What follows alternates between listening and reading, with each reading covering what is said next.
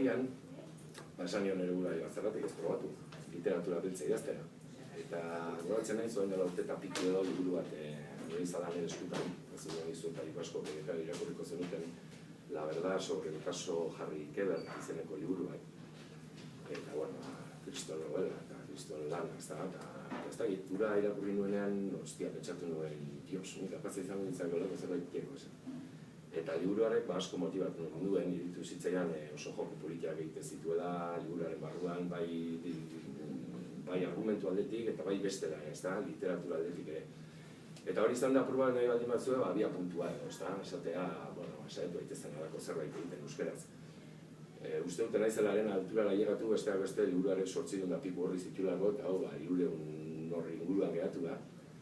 Baina benetan esate dizuet, barruan dagoen mamia ni behintzat oso asetuta geratu naiz. Iruditzen zait oso trama polita dagoela barruan.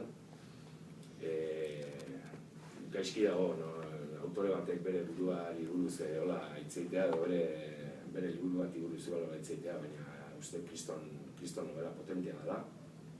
Eta ni behintzat oso posik hartu naiz. Eta, bueno, azkenean helburua esate dizuet genero beltza, novela beltza, eta genero hori gogoko duen jendearentzako eskaintza bat, usteet, polita eta txulosoa, eta behintzat intentzio horrekin atoz, ez da, guztera.